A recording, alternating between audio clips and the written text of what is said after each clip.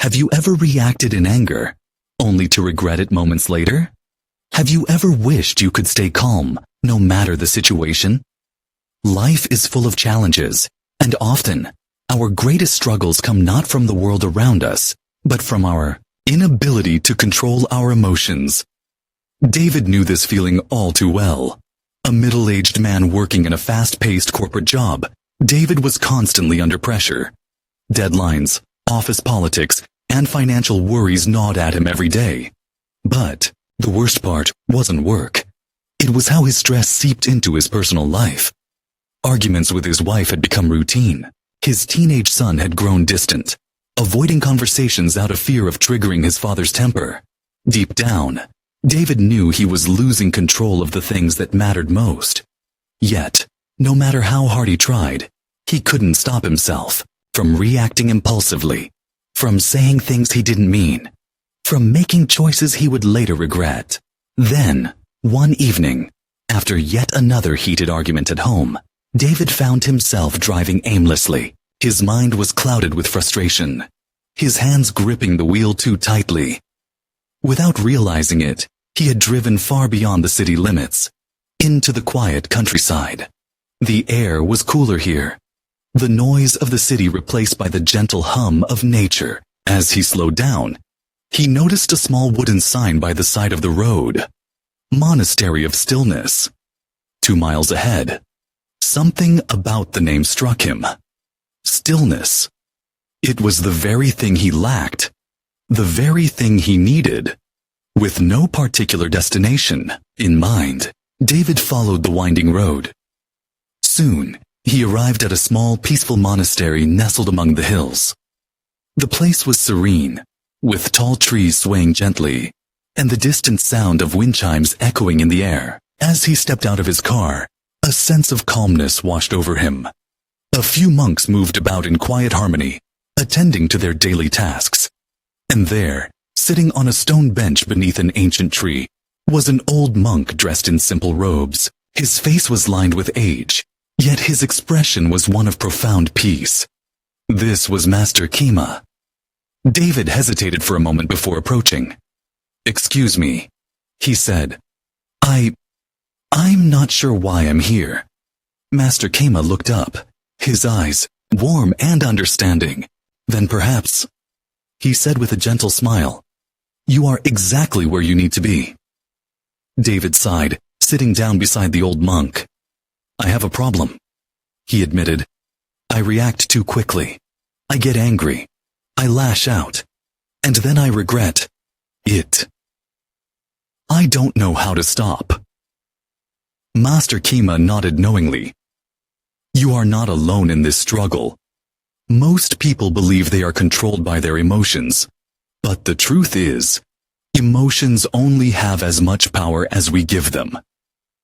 He picked up a dry leaf from the ground and held it in his palm. "Tell me, David, if the wind blows, what happens to this leaf?" David frowned.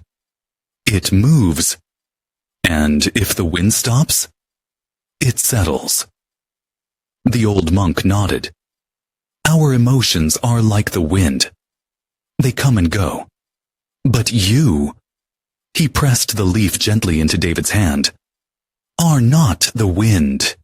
You are the one holding the leaf. When you learn to observe your emotions instead of reacting to them, you will find peace." David looked down at the leaf, rolling it between his fingers. "How do I learn that?"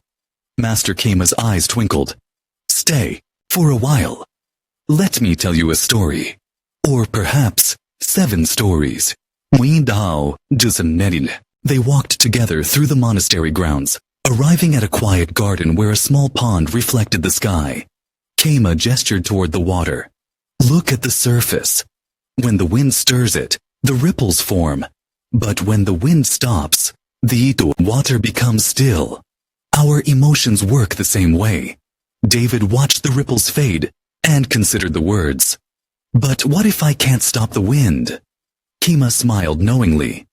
"You cannot stop the wind, just as you cannot stop emotions from arising. But you can learn not to be carried away by them. Picking up a small pebble The monk tossed it into the water. Emotions are like this stone. When thrown, they disturb the surface. But over time, the ripples disappear, and the water returns to stillness. David nodded slowly, his mind drifting to all the moments he had let his emotions dictate his actions. So emotions are temporary? Yes, Kema replied. Many people make the mistake of believing their emotions define them. If you feel anger, you think, I am angry, as if that is who you are. But anger, like all emotions, is just passing through. If you do not hold on to it, it will fade on its own. David thought back to moments of anger, how they had consumed him, how they had made him say things he regretted. But had that anger lasted forever? No. Eventually, it had passed, leaving only the consequences behind. Then how do I stop reacting to my emotions? He asked, his voice softer now. Kema pointed at a towering tree. Imagine a storm shakes that tree.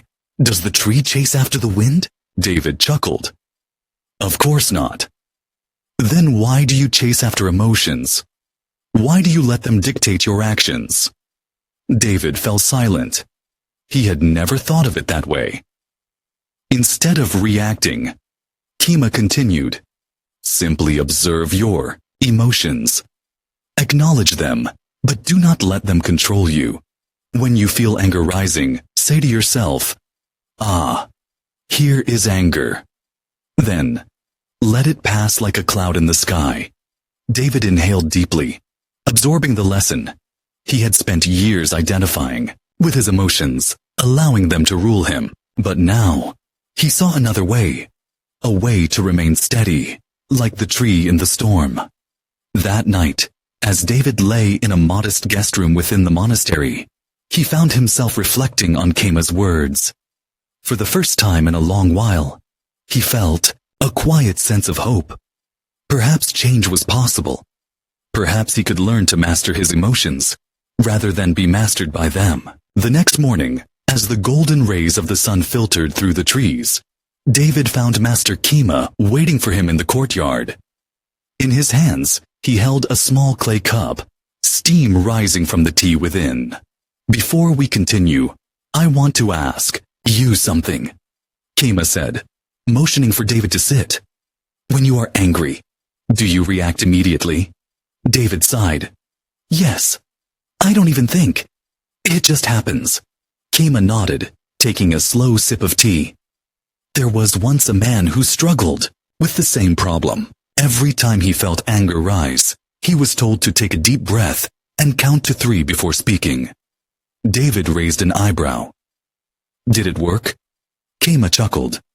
At first, he thought it was foolish, but the more he practiced, the more he realized that in those 3 seconds, his anger began to soften.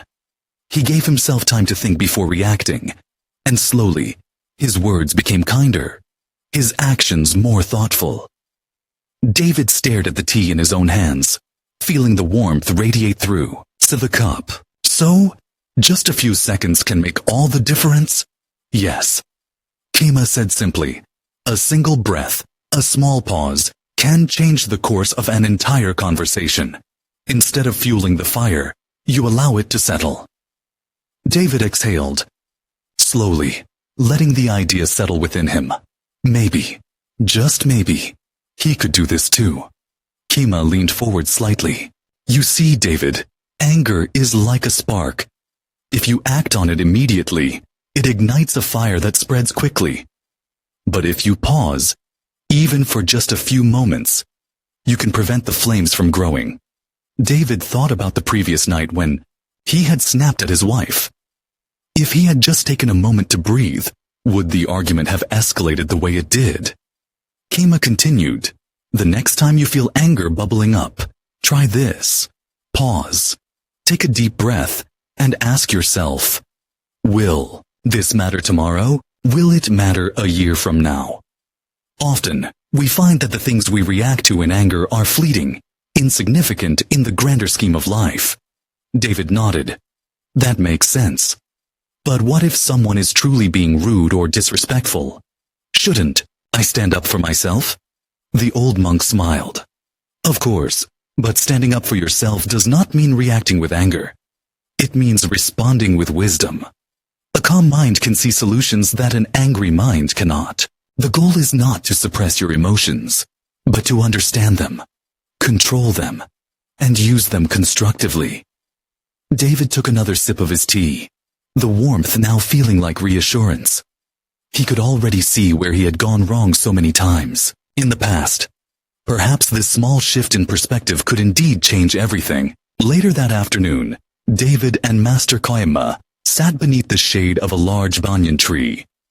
A gentle breeze rustled the leaves, creating a soothing rhythm. The monk closed his eyes for a moment before speaking. David, have you ever considered the power of silence? David thought for a moment before shaking his head. I've never really paid attention to it. Isn't silence just the absence of speech? Kama smiled. That's what many believe.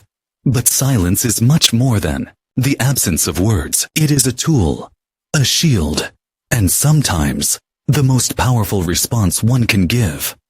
The monk picked up a small stone and tossed it into the pond before them. The water rippled outward, distorting the reflection of the sky. Imagine your mind is like this pond, he continued.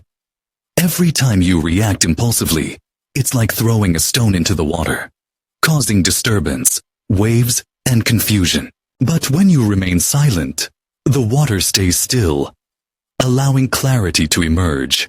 David nodded slowly, letting the analogy sink in. But if someone insults me, isn't it weak to stay silent? Kama shook his head. Silence does not mean submission. It means choosing your battles wisely. When someone speaks out of anger, they expect a reaction. If you respond with silence, you take away their power over you. David recalled a heated exchange at work just the previous week. A colleague had criticized him unfairly in a meeting. Instead of keeping his composure, he had lashed out in defense, making the situation worse. What if he had simply paused and responded with silence instead? Kama placed a hand on his shoulder. Silence also allows you to listen, not just to others, but to yourself. When you quiet your tongue, you open your ears and your mind. Many misunderstandings arise because people speak more than they listen. David exhaled deeply. So, in moments of tension, silence gives me control. Exactly. Kama affirmed. Not every battle needs to be fought with words. Sometimes, the greatest strength is found in restraint. David looked out over the pond, watching as the ripples faded into stillness. Perhaps it was time to embrace the power of silence in his own life. As the days passed, David continued to learn from Master Kima, absorbing the wisdom of the monastery. One evening, as the sky turned shades of gold and crimson, Kima led David to a quiet hilltop. They sat in silence, watching the horizon. Before, the monk spoke again.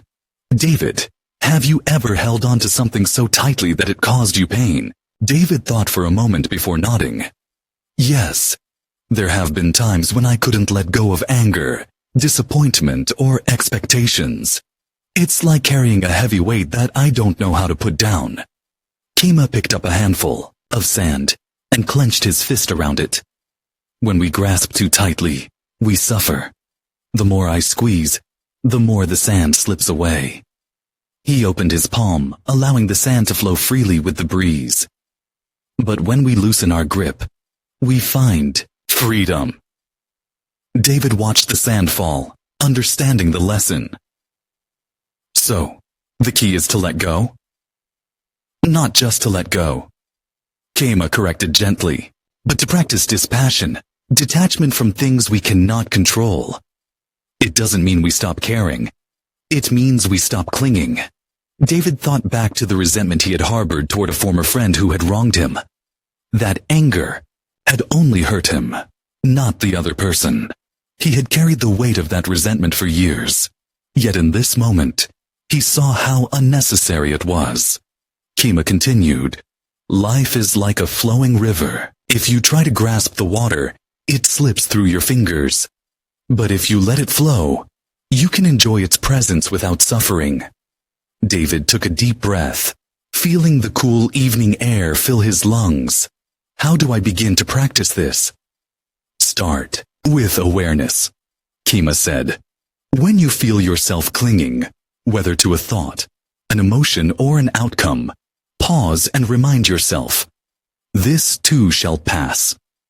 Over time, you will find that you are lighter, freer.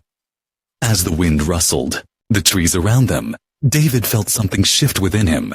He was beginning to understand the true meaning of peace. The next morning, as the first light of dawn touched the monastery, David found Master Kema tending to a small garden.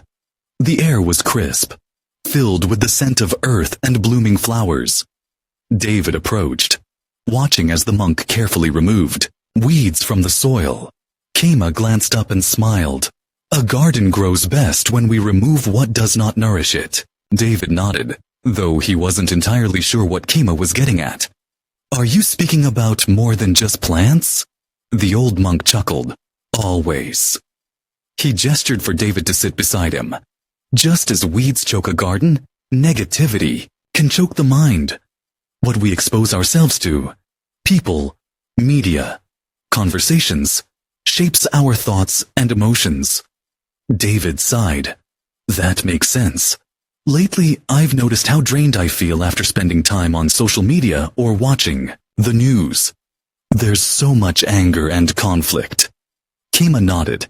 Negativity is like an invasive weed. The more you let it in, the more space it takes up, leaving little room for peace and clarity. He plucked a small weed from the soil and held it between his fingers. You have the power to decide what you allow to grow in your mind. Choose wisely. David sat quietly, reflecting on his habits. How many times had he allowed toxic conversations, sensationalized news, or negative people to dictate his mood? He had never considered that limiting his exposure to negativity could be a form of self-care. Kema continued, this does not mean avoiding all hardship or ignoring the world. It means setting boundaries. Be mindful of the energy you consume. Read things that uplift you. Spend time with people who bring out the best in you. Create an environment that nurtures inner peace. David thought about his daily routine. Perhaps, instead of checking the news first thing in the morning, he could take a walk. Instead of engaging in pointless arguments online, he could have a meaningful conversation with a friend. The choice was his. As Kema returned to his gardening, David picked up a small trowel and began helping. With each weed he removed, he felt lighter, as if clearing space not just in the garden, but in his own mind. As the days passed, David continued to learn from Master Kema, absorbing the wisdom of the monastery. One evening, as the sky turned shades of gold and crimson, Kema led David to a quiet hilltop. They sat in silence, watching the horizon. Before, the monk spoke again. David, have you ever held on to something so tightly that it caused you pain? David thought for a moment before nodding. Yes. There have been times when I couldn't let go of anger, disappointment, or expectations. It's like carrying a heavy weight that I don't know how to put down. Kema picked up a handful of sand and clenched his fist around it. When we grasp too tightly, we suffer. The more I squeeze, the more the sand slips away. He opened his palm, allowing the sand to flow freely with the breeze. But when we loosen our grip, we find freedom. David watched the sand fall, understanding the lesson. So, the key is to let go? Not just to let go. Kema corrected gently, but to practice dispassion, detachment from things we cannot control. It doesn't mean we stop caring. It means we stop clinging. David thought back to the resentment he had harbored toward a former friend who had wronged him. That anger had only hurt him, not the other person. He had carried the weight of that resentment for years. Yet in this moment, he saw how unnecessary it was. Kema continued, life is like a flowing river. If you try to grasp the water, it slips through your fingers. But if you let it flow, you can enjoy its presence without suffering. David took a deep breath, feeling the cool evening air fill his lungs. How do I begin to practice this? Start with awareness, Kema said. When you feel yourself clinging, whether to a thought, an emotion, or an outcome, pause and remind yourself, this too shall pass. Over time, you will find that you are lighter, freer. As the wind rustled the trees around them, David felt something shift within him. He was beginning to understand the true meaning of peace. The following morning, David awoke to the sound of birds chirping outside his window. He stretched, feeling lighter than he had in weeks. As he stepped outside, he found Master Kema sitting beneath a cherry blossom tree, a serene expression on his face. Good morning, David. Kema greeted warmly. Tell me, what is something you are grateful for today? David hesitated. I don't know. I suppose I haven't thought about it. Kema chuckled. Gratitude is like a muscle. It grows stronger with practice. The more we focus on what we appreciate, the more joy we cultivate in our hearts. David sat beside him, watching the delicate pink petals drift to the ground. But what if life is difficult? What if I don't feel like there's anything to be grateful for? Kema picked up a fallen blossom and held it gently. Even in the hardest times, there is something to appreciate. The warmth of the sun, the kindness of a stranger, the breath in your lungs. Gratitude does not erase hardship, but it shifts our focus from what is missing to what is present. David thought about his own life. He had spent so much time dwelling on stress, frustration, and disappointment that he had overlooked the small, beautiful moments that surrounded him every day. Kema continued. Each morning, take a moment to name 3 things you are grateful for. It may seem simple, but over time, it will transform the way you see the world. David nodded slowly. I think I understand. Gratitude isn't about waiting for perfect moments. It's about seeing the good in what's already here. Kema smiled. Exactly. And when we live with gratitude, we bring more peace not only to ourselves, but to those around us. As the morning sun bathed the monastery in golden light, David closed his eyes and took a deep breath. For the first time in a long while, he felt truly content. Later that day, as David walked through the monastery gardens, he decided to put the lesson into practice. He thought of 3 things: the kindness of Master Kema, the serenity of the monastery, and the simple joy of being alive. It was a small act, but it filled him with warmth. That evening, as he wrote in a small journal Kema had given him, David reflected on his day.